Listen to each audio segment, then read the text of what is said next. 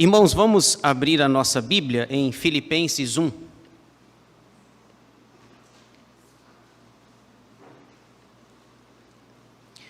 Carta de Paulo aos Filipenses, capítulo 1.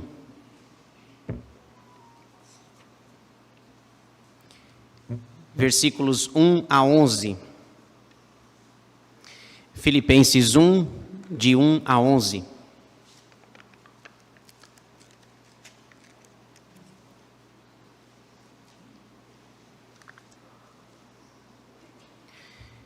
Lido o texto, eu peço que os irmãos mantenham a sua Bíblia aberta para a exposição desse texto.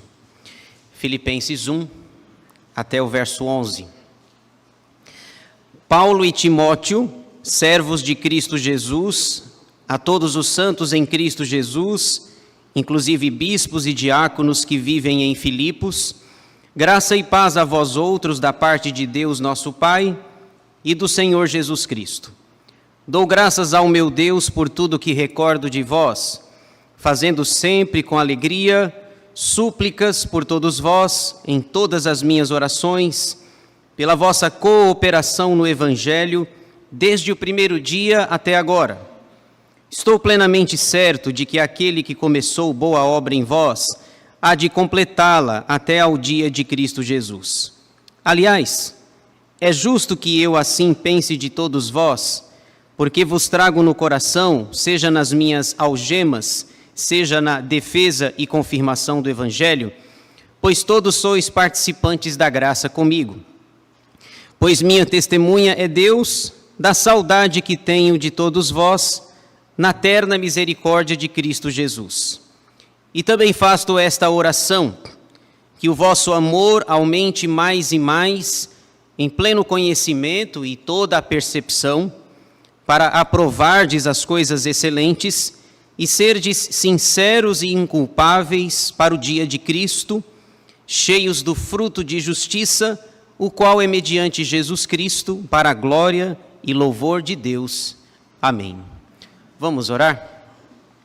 Senhor nosso Deus e nosso Pai, nós queremos te agradecer por este dia, domingo, dia do Senhor, dia de estarmos na tua casa, louvando, adorando e bendizendo ao Senhor.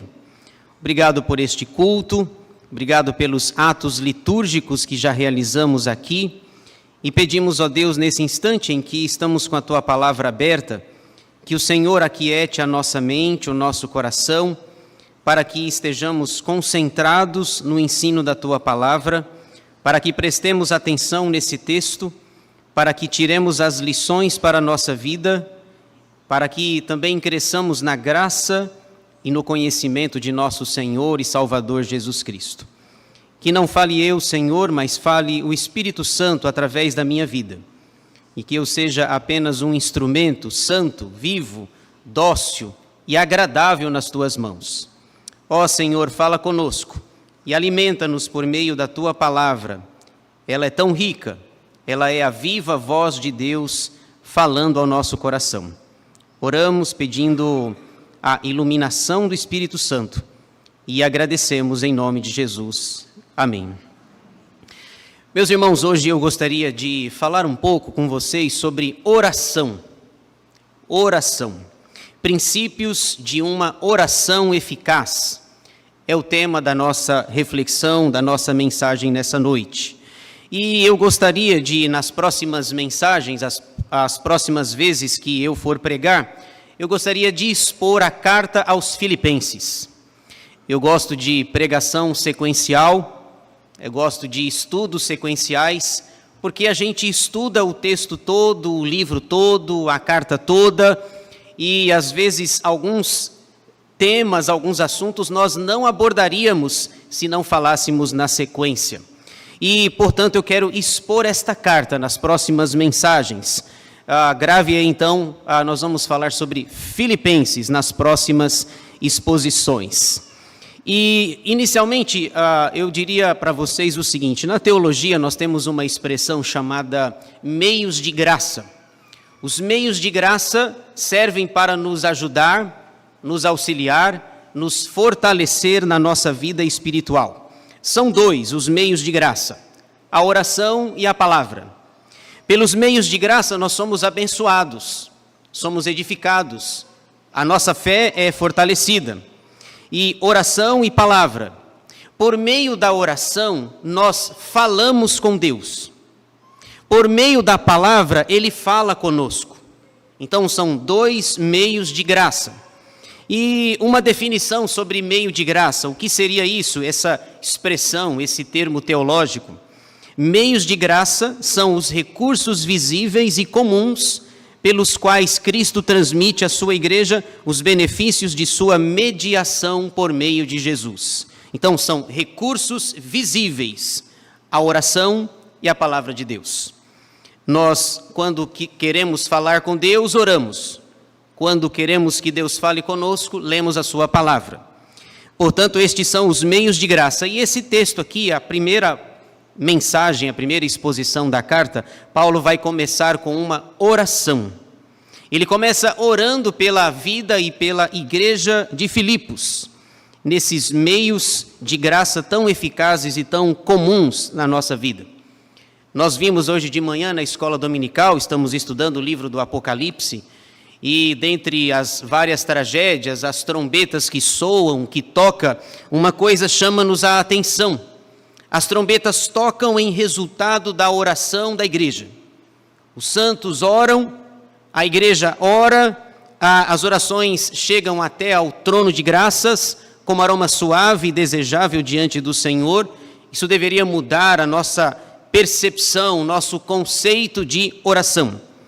Portanto, Paulo começa a sua carta fazendo uma oração pela igreja de Filipos. E pensando nisso, então, eu gostaria de ver, à luz desse texto, princípios de uma oração eficaz. É o tema que eu dei, como nós podemos resumir aí os 11 versículos iniciais da carta. Antes disso, me permitam apenas falar brevemente um contexto, o pano de fundo. Por que Paulo escreveu esta carta, para quê, para quem, com quais propósitos e quais objetivos. Essa carta foi escrita pelo apóstolo Paulo, ela é considerada uma carta da prisão. Existem 4 cartas da prisão: Filipenses, Efésios, Colossenses e Filemão. O apóstolo Paulo estava preso ao escrever esta carta. E você pode ver isso lá em Atos capítulo 28, versículos 30 e 31. Os 2 últimos versículos do livro de Atos dos Apóstolos diz que Paulo estava preso e, ao estar preso, ele escreve então para esta igreja: Filipenses, Efésios, Colossenses e um homem chamado Filemão. Deixa eu ler para vocês aqui os versículos que eu me refiro. Atos 28, versículos 30 e 31, é o pano de fundo. Por 2 anos, permaneceu Paulo na sua própria casa que alugara, onde recebia todos que o procuravam, pregando o reino de Deus e com toda a intrepidez, sem impedimento algum, ensinava as coisas referentes ao Senhor Jesus Cristo. Por 2 anos, esteve preso numa casa que alugara. Nós chamaríamos isso hoje de uma prisão domiciliar. Não tinha a tornozeleira, como tem nos nossos dias, mas era uma prisão domiciliar. Ele aluga a casa e fica 2 anos, Atos 28, versículos 30 e 31. Dá uma olhada aí no versículo 7, por exemplo, que ele vai fazer menção dessa prisão, quando ele cita a palavra algemas. Veja aí no versículo 7. Aliás, é justo que eu assim pense de todos vós, porque vos trago no coração, seja nas minhas algemas, seja na defesa e confirmação do Evangelho, pois todos sois participantes da graça comigo. A expressão algemas, ele estava preso. Atos 28, versículos 30 e 31. Qual é o tema da carta? O tema geral, são 4 capítulos. Qual é o tema da carta? O tema da carta é alegria cristã. E isso me chama muito a atenção, irmãos, porque o tema geral da carta, os 4 capítulos, é alegria cristã. Mas ele não estava numa colônia de férias, não estava num parque de diversões, não estava num momento, num contexto bom, ele estava preso. E ele fala de alegria. Como é que alguém pode estar alegre preso numa cadeia? Proibido de ir e vir, com a sua liberdade cerceada. A alegria cristã. Deixa eu só citar um dado aqui para vocês. Na carta, com 4 capítulos, ele usa a palavra alegria 11 vezes. 11. Entre os seus correlatos e sinônimos, alegria, regozijo, gozo, felicidade, todos eles relacionados à alegria. 11 vezes em 4 capítulos ele fala sobre alegria. Eu não vou mostrar as 11, mas eu queria mostrar pelo menos uma vez em cada capítulo. Então veja aí, em cada capítulo, das 11 vezes eu selecionei 4 em que ele fala sobre a alegria. Capítulo 1, versículo 4, veja só. Fazendo sempre com alegria súplicas por todos vós em todas as minhas orações. Então, alegria 1:4. Capítulo 2, versículo 2. Completai a minha alegria, de modo que penseis a mesma coisa, tenhais o mesmo amor, sejais unidos de alma, tendo o mesmo sentimento. Capítulo 3, versículo 1. 3:1. Quanto ao mais, irmãos meus, alegrai-vos no Senhor. A mim não me desgosta e é segurança para vós outros que eu escreva as mesmas coisas. E agora tem um que você gosta e que você conhece bastante. Capítulo 4, versículo 4, esse a gente consegue até falar decorado. Alegrai-vos sempre no Senhor. Outra vez digo, alegrai-vos. É o capítulo 4, versículo 4. Alegrai-vos sempre no Senhor. Outra vez digo, alegrai-vos.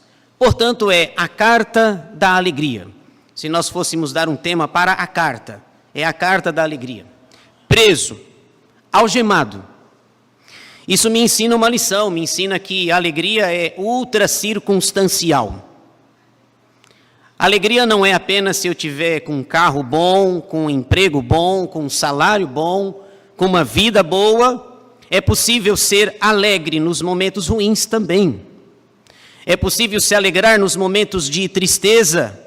É possível se alegrar. Ele estava algemado e ele é capaz de dizer, alegrai-vos sempre no Senhor.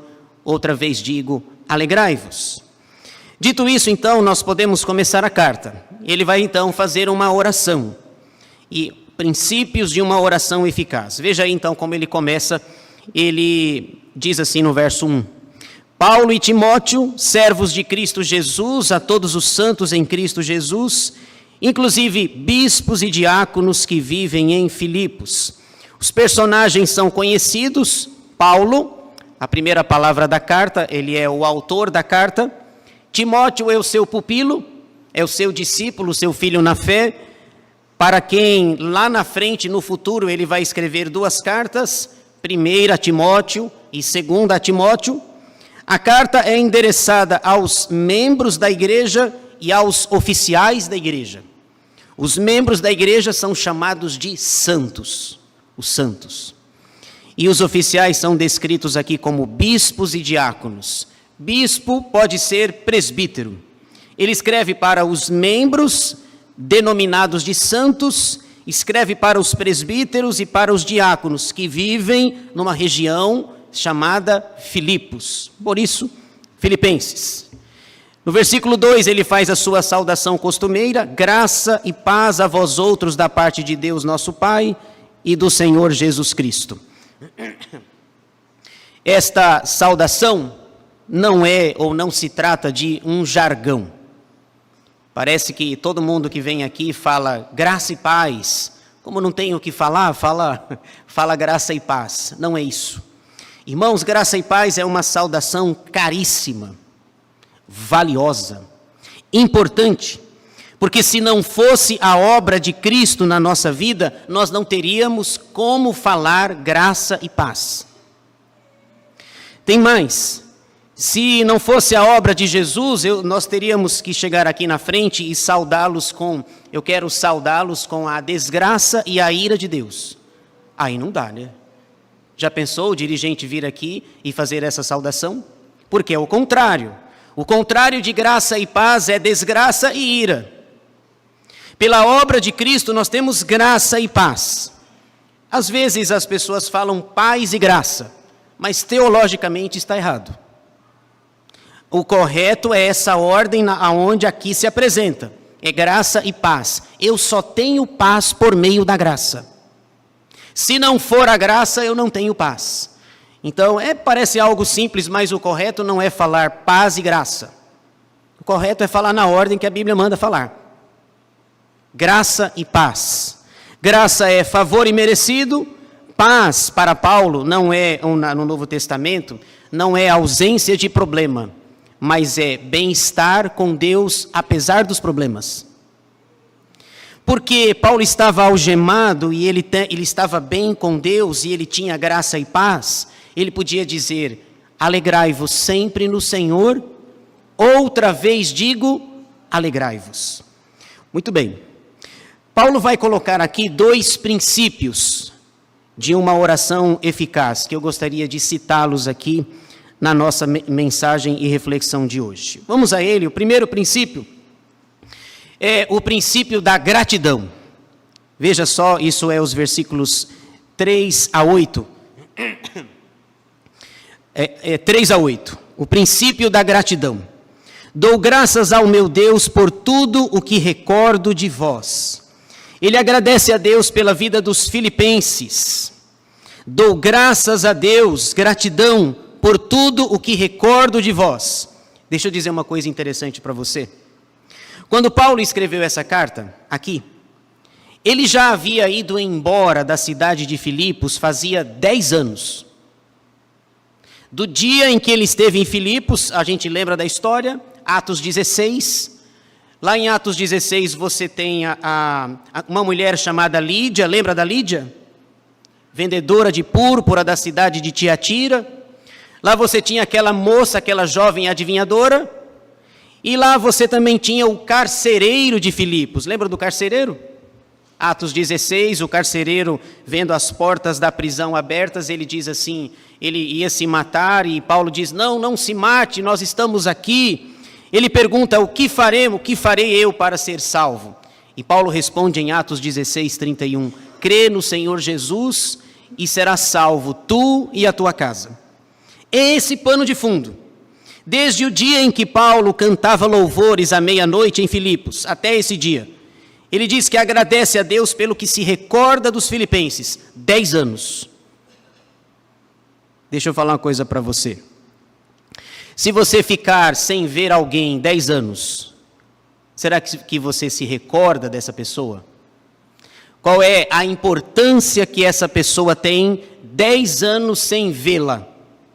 Sem redes sociais, não tem internet, você não pode fazer uma chamada de vídeo, porque hoje você está aqui, você faz uma chamada de vídeo, a pessoa está lá no Japão e parece que ela está aqui, né? Mas se você for encontrá-la pessoalmente, tem milhares e milhares de quilômetros separando você da pessoa que você fez uma ligação. 10 anos se passaram. E Paulo diz: eu agradeço a Deus por tudo o que recordo de vocês. Eu me lembro da Lídia, quando estive lá. Me lembro daquela moça que fazia os seus senhores enriquecer. Aquela moça que vinha gritando: esse homem é um homem de Deus. O diabo, e Paulo repreende, corrige, diz: eu não preciso do testemunho do diabo, eu não preciso que o diabo pregue para mim. Também me lembro do carcereiro que ia se matar, todo trêmulo. Nós fomos na casa dele, e ele que nos maltratou, agora cuidava das nossas feridas. Eu fui para a casa dele tomar um lanche, tomar um café.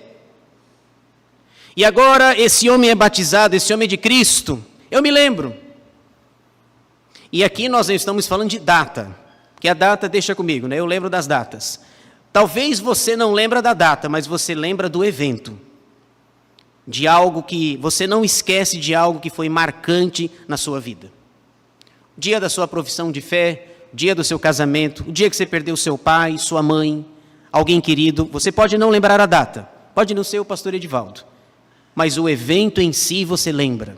O que é importante fica. As coisas importantes a gente não apaga da memória, a menos que nós tenhamos amnésia.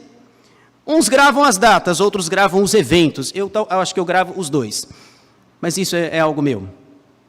10 anos se passaram e Paulo diz assim: eu quero agradecer a Deus pela vida de vocês, pela vida dos filipenses. A maioria de nós nem lembraria mais. 10 anos sem ver os irmãos aqui, 10 anos que os irmãos sem ver o pastor Edivaldo. Como estaria o pastor Edivaldo agora? Careca, provavelmente. 10 anos depois. Ele diz: eu agradeço a Deus, porque quando eu passei em Filipos, vocês me abençoaram. Vocês foram uma bênção na minha vida. 10 anos depois, veja só, versículo 4, e 10 anos depois, ele diz que ainda orava pela igreja, fazendo sempre com alegria súplicas por todos vós em todas as minhas orações. 10 anos depois, toda vez que ele ia orar, ele agradecia a Deus pela vida dos filipenses.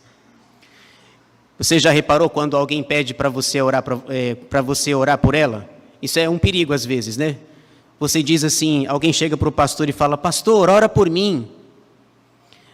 Tinha um professor meu que falava assim: olha, faz o seguinte, você quer que eu ore por você? Escreva um bilhete, faça o seu pedido de oração, eu coloco no meu bolso, quando eu chegar em casa eu oro por você. Porque senão, algum tempo depois, você vai me perguntar: pastor, o senhor orou por mim? Eu não vou poder mentir.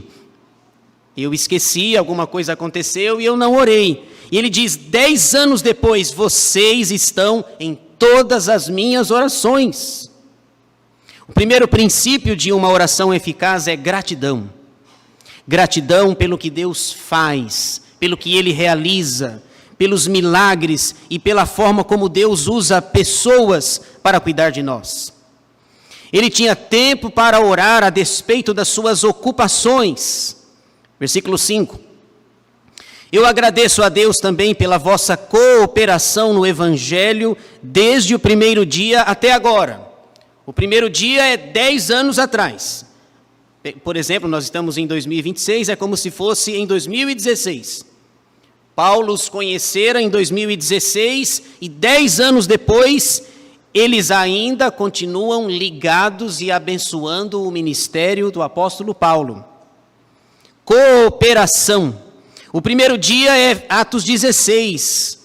Lídia, a moça, o carcereiro, as pessoas que foram alcançadas. E tem uma outra pessoa aqui, a gente vai ver o nome dele depois, Epafrodito. Lembra do Epafrodito? Epafrodito foi uma bênção também na vida da igreja de Filipos. E Paulo agradece. Paulo diz: haverá uma recompensa para vocês, versículo 6. Estou plenamente certo de que aquele que começou boa obra em vós há de completá-la até ao dia de Cristo Jesus. Belo versículo, não é verdade? Paulo diz: olha, Deus começou uma obra em você. Deus começou uma obra na vida dos filipenses e Ele vai completar. Nós começamos obras e as deixamos pelo caminho, não é verdade? Às vezes as obras ficam incompletas, mas Paulo diz assim: olha, Deus em Cristo começou uma obra na vida de vocês e Ele vai terminar. Quando vai terminar? A palavra dia aí está com letra maiúscula no texto. Dia é uma referência à segunda vinda de Cristo. Ele começou uma boa obra e vai terminá-la até ao dia de Cristo Jesus. Usando a linguagem que nós falamos de manhã, ele vai até a 7ª trombeta. As trombetas estão tocando ainda, nem chegamos ao final delas. Mas Paulo diz assim: Deus vai abençoar, cuidar de vocês, completar a missão, até que a 7ª trombeta toque. E ainda não tocou. Paulo também diz em uma de suas cartas, escrevendo aos Tessalonicenses, no capítulo 5, primeira carta, ele diz assim: orai sem cessar. Ele também diz nessa mesma carta: em tudo dai graças, porque esta é a vontade de Deus em Cristo Jesus para convosco. Veja aí o verso 7 e 8. Ainda sobre gratidão. Aliás, é justo que eu assim pense de todos vós, porque vos trago no coração, seja nas minhas algemas, seja na defesa e confirmação do Evangelho, pois todos sois participantes da graça comigo. Pois minha testemunha é Deus, da saudade que tenho de todos vós, na terna misericórdia de Cristo Jesus. Saudade de quem não se via há 10 anos. Já pensou? Olha que relação bonita, afetiva, amorosa, cheia de graça. Deus é minha testemunha que eu tenho saudade de vocês. Saudade. E é bom quando as pessoas têm saudade da gente, não é verdade? É bom quando nós somos lembrados. Esses dias o pastor Nelson está de férias e no segundo dia de férias ele apareceu aqui. Aí a Sandra e eu falamos assim, mas o senhor já está com saudade? O senhor já está com saudade da gente? Mas vai lá, tira as férias aí. Ele veio aqui, claro, ele veio pegar alguma coisa aqui e a gente brincou. Mas já está com saudade da gente? Saudade. E o pastor Nelson, 2 dias. Filipenses, 10 anos. Você tem saudade de quem você não vê há 10 anos? E eu não estou dizendo que gente que morreu, porque de que morreu tem saudade. As pessoas que faleceram, estou falando de pessoas vivas que passaram na sua vida, foram bênçãos para você. Saudade. Primeiro princípio de uma oração eficaz é gratidão. Em tudo dai graças, porque esta é a vontade de Deus em Cristo Jesus para convosco. Segundo princípio de uma oração eficaz, ele começa a carta fazendo uma oração. E o segundo princípio é o princípio da intercessão. Ele agradece e ele agora pede.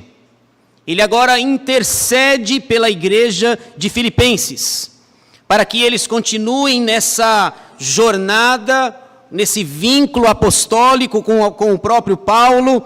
Ele agora diz assim, eu vou orar e vou pedir que Deus continue abençoando a vida de vocês. Veja aí os versículos 9 até o final. E também faço esta oração. Agora ele passa da gratidão para a petição, para a intercessão. Ele pede a Deus e o pedido dele é o seguinte: que o vosso amor aumente mais e mais no pleno conhecimento e toda a percepção. Ele ora a favor da igreja de Filipos, intercedendo. E aqui interessante, irmãos.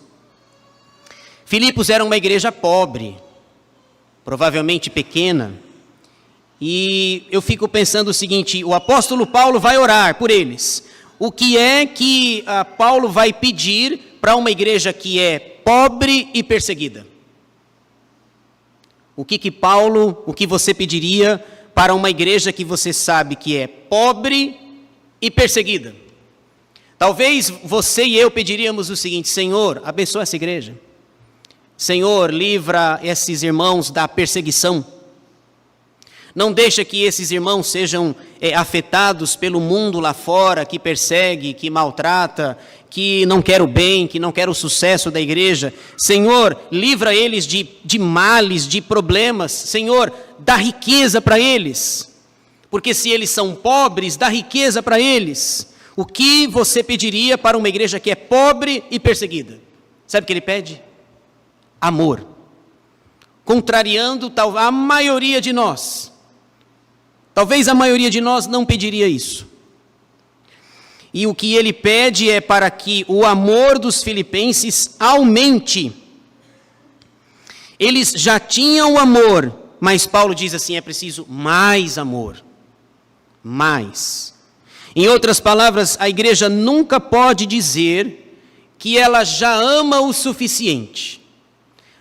Eu já amo demais, eu já esgotei, eu já cheguei no teto do meu amor, do amor que eu poderia mostrar, do afeto, do carinho pelo meu irmão em Cristo. Não, já cheguei no limite. Não. A igreja vai continuar pobre, vai continuar sendo perseguida, mas ela vai continuar sendo amorosa. Ele pede, Senhor, dá mais amor para esses irmãos. Amor pela obra, pela causa, pelo reino, pela vontade de Deus. Dá mais amor. Amor. E amor não é aquilo que a gente canta lá, aquela canção do Vinícius de Moraes. Isso não é amor da Escritura. Que seja eterno enquanto dure esse amor. Ou é eterno, se é eterno, vai durar para sempre. que seja eterno enquanto dure. A eternidade não vai acabar. Então essa frase não tem a ver com amor. E amor também na Bíblia não é sentimento. Porque qual é o sentimento que eu tenho pelo meu inimigo? Qual é o sentimento que eu tenho por alguém que quer fazer o mal para mim? Senão que ele tropece numa pedra, bata a cabeça para a gente dizer, bem feito, bem feito. Amor é uma atitude. A despeito de mim, a despeito de nós, o amor é uma atitude. Sabe por quê? Porque o amor reflete o caráter daquele que nós servimos, Deus. João fala em 1 de João, no capítulo 4, Deus é amor. Amor. É impressionante, e ele é tão amoroso que, de acordo com João 3,16, ele enviou o seu Filho unigênito para que todo aquele que nele crê não pereça, mas tenha a vida eterna. Isso é amor. Eu oro, irmãos, para que vocês amem mais e mais e mais. Ninguém aqui pode dizer que já amam o suficiente. Continuem amando cada vez mais para a glória do Senhor. E esse amor é baseado no mandamento de Jesus. Mateus 22. Mateus 22, os fariseus chegam para Jesus, querendo experimentá-lo, querendo fazer uma pergunta para ele, e diz assim, a ideia é, qual é o grande mandamento da lei? Querem pegá-lo, querem surpreendê-lo. Em Mateus 22, versículos 36 a 39, está escrito, Mestre, qual é o grande mandamento na lei? Respondeu-lhe Jesus, amarás o Senhor teu Deus de todo o teu coração, de toda a tua alma e de todo o teu entendimento. Este é o grande e primeiro mandamento. O segundo, semelhante a este, é amarás o teu próximo como a ti mesmo. Portanto, nós nunca amamos o suficiente a ponto de dizer, não preciso amar mais. Eu já amo, mas preciso amar mais ainda. Jesus resume o decálogo, os 10 mandamentos de Êxodo 20 e de Deuteronômio 5, dizendo que toda a lei, todos os mandamentos, resumem-se em amar a Deus sobre todas as coisas e amar ao próximo como a si mesmo. Nos 10 mandamentos, os 4 primeiros, a primeira tábua, são os meus deveres para com Deus, amá-lo de verdade. E nos 6 últimos mandamentos são os meus deveres para com o meu próximo. Irmãos, se nós amássemos e se o mundo amasse da perspectiva e o tanto que a Bíblia manda nós amarmos, seria muito melhor. É ou não é? Se nós tivéssemos esse amor pelo próximo, nós não teríamos que fechar a porta da nossa casa. Não teríamos que pagar o seguro do carro, não é assim? Eu falo que o seguro do carro é o dinheiro do ladrão. Se ele me abordar, se ele me levar, ele está com um revólver, eu não vou reagir, porque antes o carro do que a minha vida, ele me dá um tiro, eu posso morrer, ficar numa cadeira de rodas, a minha vida, a minha habilidade, a minha liberdade de ir e vir pode ser tirada do carro, eu compro outro. Faz aquelas 60, 72, sei lá, 100 vezes lá, mas a vida é uma só. Se nós amássemos como a Bíblia manda, não teríamos que pagar o seguro do carro. Mas vivemos num mundo que, de acordo com a Escritura, jaz no maligno. O mundo é mau. As pessoas são más. E você percebe, à medida em que as coisas vão passando, você percebe uma certa indiferença. Às vezes você passa na rua e você vê um mendigo, um maltrapilho, alguém que o colchão dele é um pedaço de papelão, e o travesseiro dele é a mochila mesmo, que ele carrega, são as roupas reservas. E você já reparou que aquilo às vezes não mexe com você? Você tem uma agenda, você segue sua vida e a pessoa continua. Esses dias eu estava observando debaixo de uma ponte alguém almoçando. O carro parou no farol e a pessoa estava lá almoçando, uma marmitinha assim. Eu olhei as coisas ao redor, tudo que ele tinha era uma colher, essa marmita, a roupa, uma mochila, tudo que ele tinha. Estava garoando, depois que ele vai embora, não tem teto. E às vezes a gente segue a vida como se nada tivesse acontecendo. Aí eu olhei para aquela pessoa, o farol abriu, fui embora e fiquei pensando, mas essa pessoa, esse homem que eu não conheço, ele é a imagem e semelhança de Deus. distorcida pelo pecado, afetada por uma série de coisas. E parece que se a gente vê alguém caído lá, a gente faz igual o sacerdote, o levita, passa de largo. Quando na verdade Paulo diz assim: a minha oração é para que você ame mais, muito mais. Tem pessoas que você fala: pastor, mas é difícil amar, viu? É difícil. Tem uns irmãozinhos que só Jesus na causa, não é assim? Amar os irmãos. Tem uns irmãos que é fácil amar, dóceis, gentis. Mas tem uns irmãos que, se a gente pudesse fazer a oração do Promove, a gente faria. A oração do Promove é: Senhor, promove para outro estado. Ou promove para a glória. Promove, e eu fico. Porque não são pessoas dóceis, não são pessoas amáveis, doces, e a gente tem dificuldade. E a gente seleciona quem é que a gente vai amar, se vai amar. Uma vez uma jovem me perguntou na outra igreja assim: pastor, acho presidente da mocidade, pastor, eu tenho que gostar de todo mundo? Porque está difícil, viu? Está difícil. E era uma aula de escola dominical, eu disse assim para ela, eu falei assim: olha, não. Você não tem que gostar de todo mundo. A Bíblia não manda você gostar. A Bíblia manda você amar. Ela saiu triste comigo, porque não era essa a resposta que ela queria, que ela imaginava. Mas eu tenho que amar todo mundo? Tem, pastor. Tem umas pessoas que são mais fáceis, tem outras que só Jesus na causa. Então ou você ora para Deus promovê-la, ou você ora para que Deus te dê paciência para você crescer em graça, em amor, saber lidar, se relacionar, porque não é fácil não, gente. Tem umas pessoas que, lá em São Paulo, quando a gente ia para a reunião de presbitério, um pastor virava para o outro: tem um irmãozinho lá, tu não quer a carta de transferência dele não? Eu passo. Não, quero não, tá bom, tá ótimo. Quer a carta? Eu te dou agora, sou secretário do conselho. Não, deixa isso, é tratamento de Deus na sua vida. É assim, é desse jeito. Verso 9, de novo.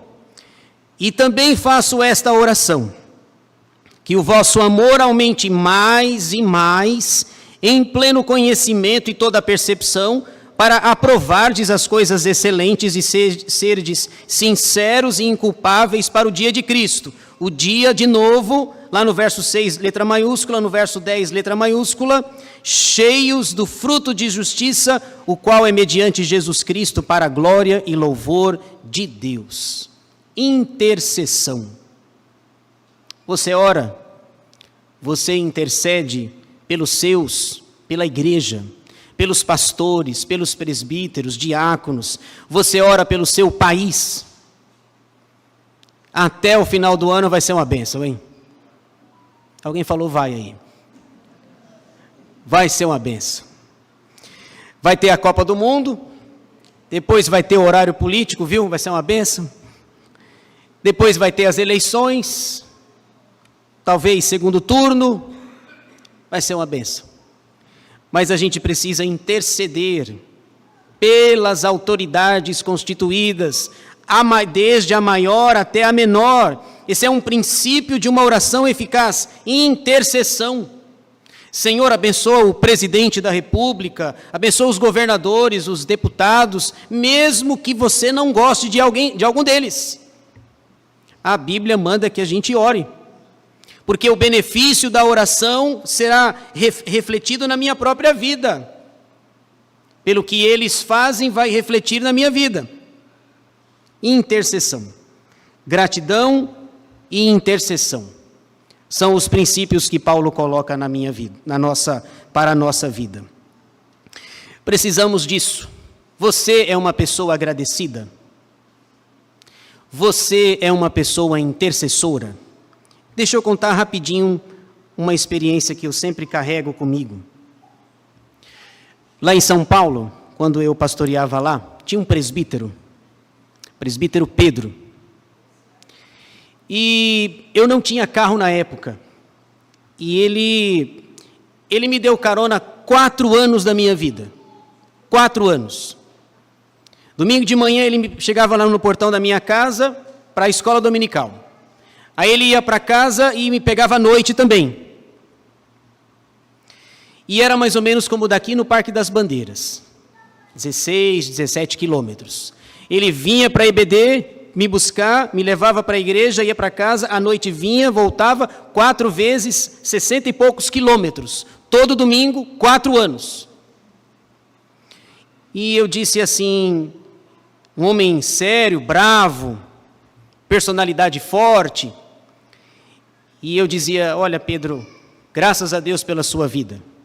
Eu agradeço a Deus pela sua vida e eu vou dizer uma coisa para você. No dia que eu for pregar sobre gratidão, eu já tenho o exemplo. Ele não queria que eu falasse.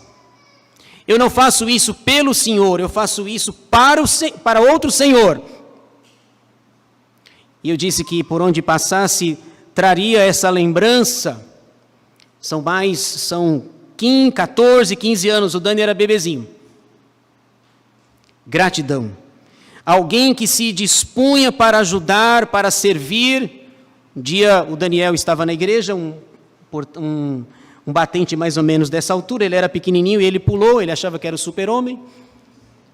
E ele pulou. E quando ele pula, ele cai e quebrou o braço. Tem uma foto dele assim ainda até hoje, com a tipóia aqui. Foi o Pedro quem o levou para o hospital. Se recuperou. Quando o Dani nasceu, o Pedro estava lá. Gratidão. Fazem 15 anos isso. E a gente deve trazer essas coisas no coração. Você é agradecido a Deus?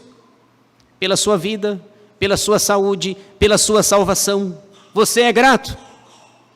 Segundo, você é um intercessor que ora pela igreja, pelos líderes, pelo país, pela sua vida, pela sua família, pela sociedade, pelo mundo. Você é um intercessor? Princípios de uma oração eficaz: gratidão e intercessão. Que Deus nos abençoe.